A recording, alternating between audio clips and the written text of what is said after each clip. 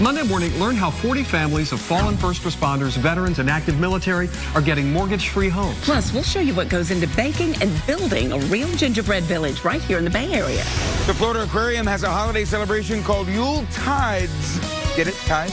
I'll take you there Monday on Good Day Tampa Bay. Get your day started the right way with Good Day Tampa Bay.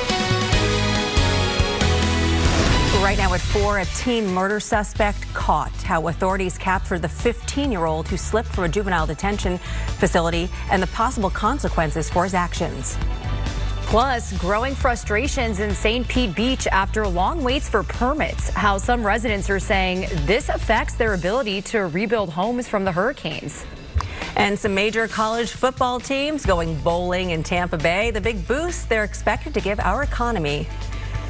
And good Monday morning. Welcome to Good Day Tampa Bay. It is 4 o'clock. I'm Jen Epstein. And I'm Regina Gonzalez. Walter Allen has a few days off, and Davo is back. Hi, Dave. We've trifecta. I know. Wow. The Regina, Jen, and Davo show? I like it. I felt since Walter was off, it was safe for me to come back to work. That's what I felt like. So, good morning. Hey, everybody, on this lovely Monday. You know, it's not too bad outside. We've had some pretty chilly mornings in the past couple of weeks, but we're still in the lower 60s. I'll take that here in the Tampa area. So we do have a couple of clouds, especially in our northern counties here first thing this morning, but lower 50s to lower 60s. That's kind of our range for you. It is a little chilly up around Crystal River at 52, 55 Wesley Chapel. Brandon's at 54. Notice some upper 50s and lower 60s right along the coast. Yeah, we'll mix a few clouds in with the sunshine for today, but it's going to be another beautiful one. In fact, partly cloudy skies overall with high temperatures today going back into the upper 70s. I think tomorrow we actually touch 80, and then the temperatures come crashing down again toward the end of the week. We'll show you all those numbers in just a few. Okay. All right, Dave, thank you.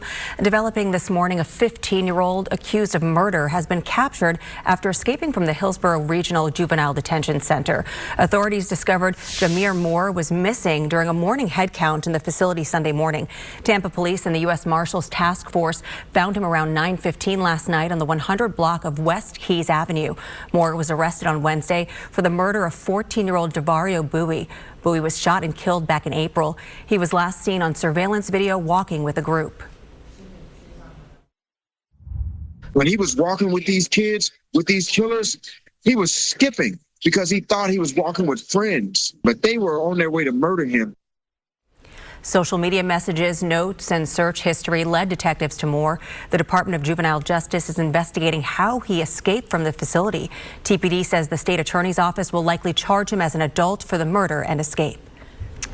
And a 23-year-old has been arrested after deputies say he shot both his parents, killing his father and injuring his mother. It happened at a home on Highland Boulevard in Bartow over the weekend. After the shooting, deputies say Joseph David Voigt took off in the family car and was arrested Sunday morning in Orlando. He's now charged with first-degree murder and first-degree attempted murder. According to jail records, Voigt has been arrested in Polk County twice in less than 2 months. One of those arrests was for firing a weapon in a residential area. He'd only been out of jail for a week when Saturday night's killings happened. It's now been 2 months since Hurricane Milton caused extensive damage throughout Tampa Bay. Many are in the process of rebuilding, but some in St. Pete Beach say they're still at a standstill. They say the city still hasn't given them the permits they need to make the proper repairs. And as Fox 13's Jordan Bowen reports, residents say they're hoping something can be done to speed up the process. And Fox 13 reached out to the city of St. Pete Beach to learn more about what's taking so long, and we're still waiting to hear back. Now, we do know about 600 permit applications have been submitted, and less than 80 of those have been issued. The city previously told Fox 13 they have hired 18 more employees since October to help speed up the process. And a heads up, today's the last day to head over to the DSNAP application site located at Tropicana Field. It's open from 7 a.m. until 5 p.m. DSNAP provides food assistance for individuals and families impacted by Hurricanes Helene and Milton. Families who receive food assistance through SNAP cannot apply. And it's going to be busy at Raymond James Stadium this month. That's because 2 big bowl games are coming to Tampa. And Fox 13's Kelly Cowan takes a look at how this sports tourism boost could impact the Bay Area. Hey, Cal, good morning. Good morning to you. Yeah, a big score for Tampa bowl games as far as the teams that are coming to town. You have a rematch of last year's semifinals, and you also have the Florida Gators who are coming to town as well. So this should draw big crowds both in just 2 weeks for the Outback Bowl, or I'm sorry, Gasparilla Bowl. We're now calling it Gasparilla Bowl, and then later on this month, the ReliaQuest Bowls. All right, Kelly Cowan reporting for us this morning. Thanks, Kel. Well, still ahead on Good Day, President-elect Donald Trump pledges to overturn immigration policy in the United States. And that starts with birthright citizenship, how he plans to do that coming up. But first, Jay-Z, the subject of a new lawsuit, and it links him to Diddy. Details on the suit and his response after the break. See how Triple Match can triple your donation on Fox13careforce.com. You're watching Good Day Tampa Bay. Welcome back. Making headlines across America, it's been 5 days since United Healthcare CEO was murdered in Manhattan, and there's still no sign of the suspect who did it. Police are still combing through some of the evidence he left behind. Police released new photos of the person of interest. They also believe they found the gunman's backpack after searching Central Park over the weekend. Inside, a jacket and some Monopoly money. They also found that he used a fake ID and paid cash during the 10 days he was in the city before he shot and killed Brian Thompson outside a Hilton hotel Wednesday. The FBI has offered a $50,000 reward for information leading to his arrest and conviction. That's on top of a $10,000 reward offered by the NYPD.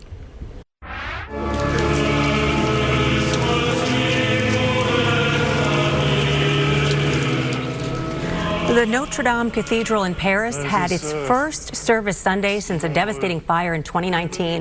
In attendance for the Mass were French President Emmanuel Macron, his wife, clergy, dignitaries, and other special guests. The cathedral reopened this weekend after 5 years of rebuilding and reconstruction.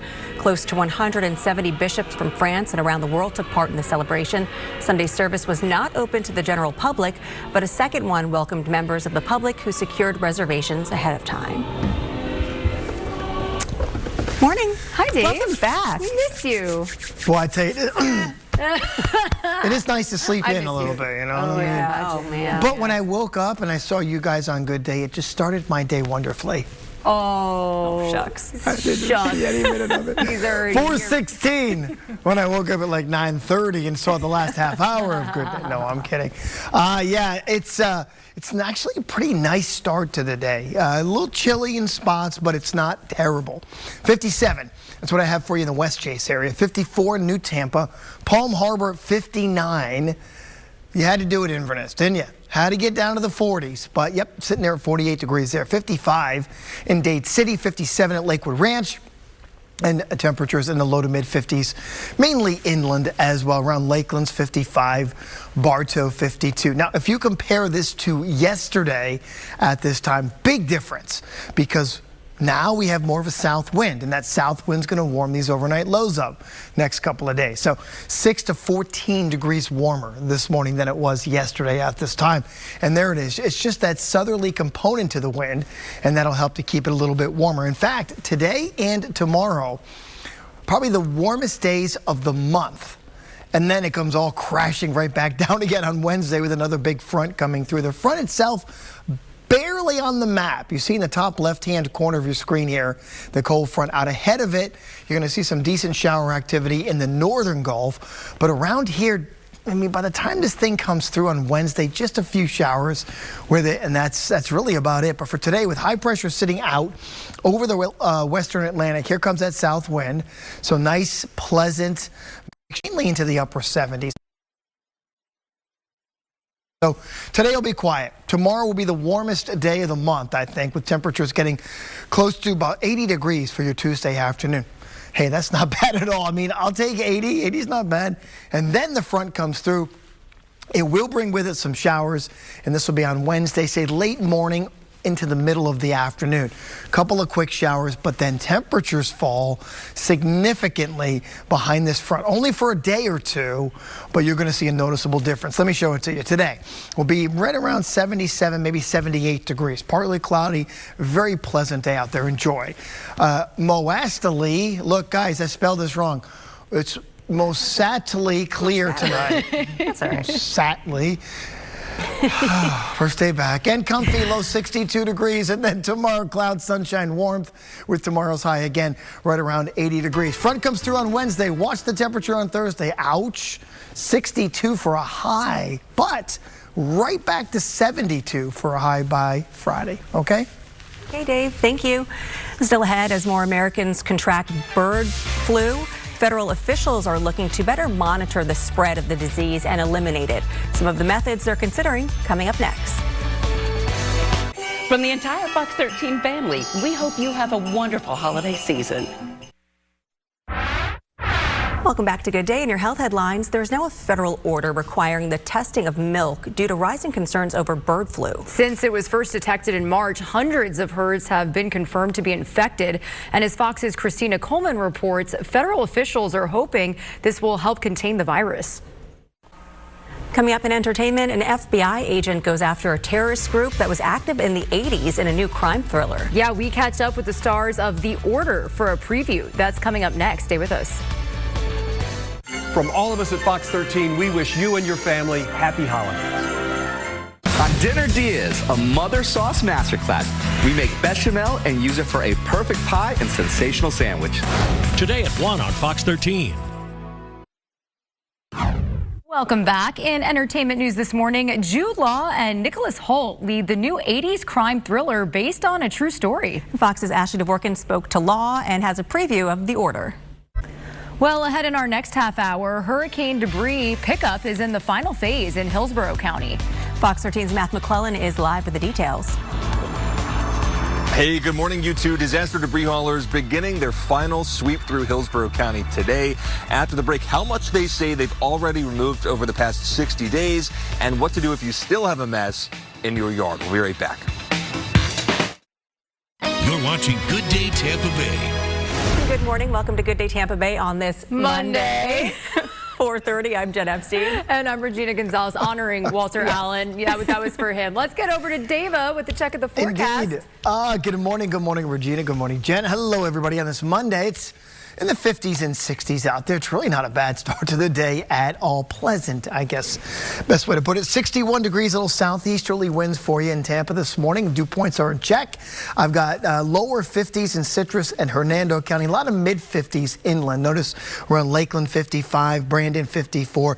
You go down to Sarasota, they're at 56 degrees and then 60 in the Clearwater area. A little bit of cloud cover in our northern counties. I think just in general today, it's a mixture of clouds and sunshine. It's going to be a beautiful, beautiful Monday. Enjoy it. High temperatures today back into the upper 70s. Okay? Okay, Dave, thank you. Hillsborough County is beginning its final pass for hurricane debris today, and that includes both construction and demolition debris as well as yard waste. Now, it's been an ongoing process since October. Fox 13's Matthew McClellan joins us live with what residents need to know. Good morning, Matt. Hey, good morning, Regina. Good morning, Jen. This has been a long 60 days of cleanup.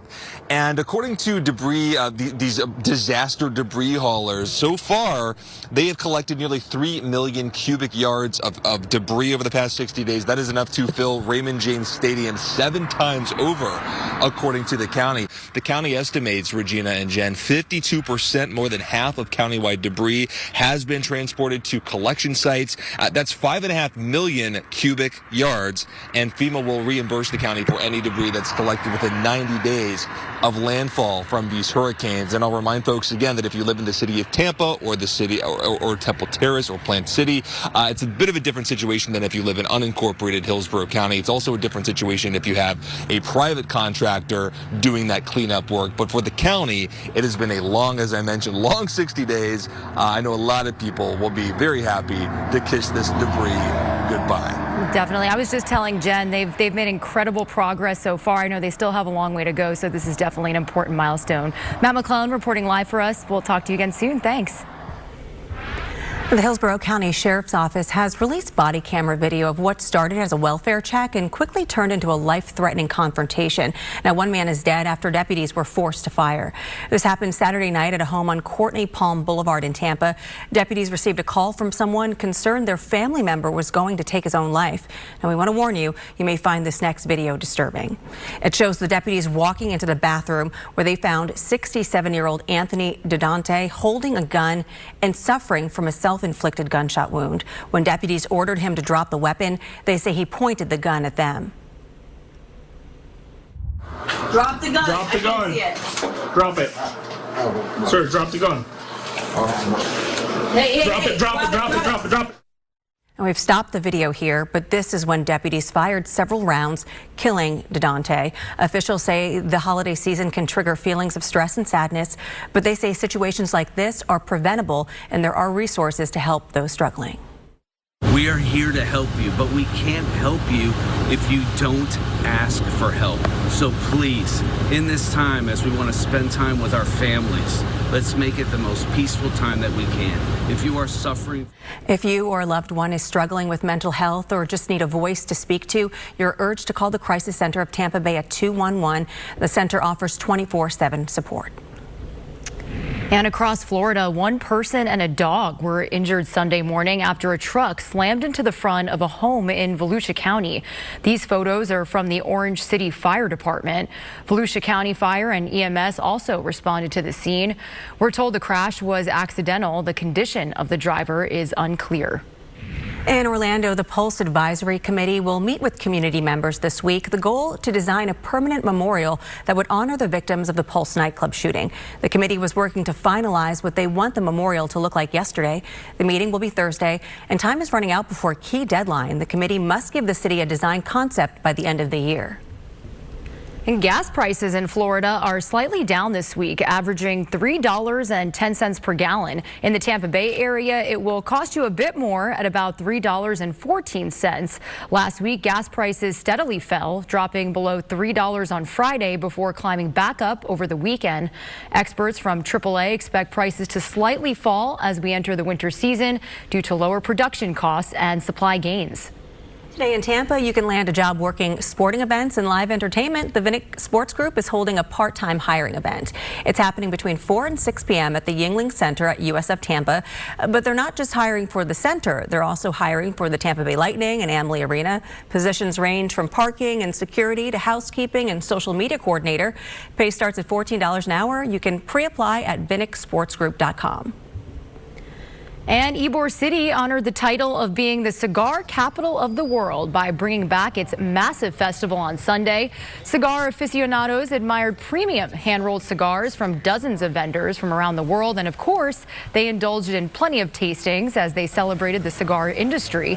It's something that helped Tampa turn into the city it is today. I was born in Clearwater. I was raised in Tampa, so being part of the cigar community, it means a lot to everyone in the city. And to showcase this for everyone, not just the United States, but the world. There's people here from Europe right now. This is something special for us, so we're very proud of it. And these pictures are really cool to see. Decades ago, cigar festivals in Ybor City were week-long events that shut down Tampa, bringing in thousands of people for an annual parade. Then, after changing hands a few times, Cigar City Magazine's founder, Lisa Figueredo, and her family took over in 2016. They're hoping they can make this a week-long event for next year's festival. And coming up in business, airline passengers could get paid if their flights are canceled or delayed in the future. A new proposal from the Transportation Department. Plus, the color of the year for 2025, and it's sophisticated and lush. And it may be the sweetest Christmas display in all of the Bay Area, a one-of-a-kind gingerbread house. Ooh, look at that. We showed you a preview a few weeks ago, and now the finished product. That's coming up at 5. Watching Fox 13 News on your phone is a snap using the Fox Local app. It's like having a big screen TV everywhere you go. Fox 13 News is Fox Local.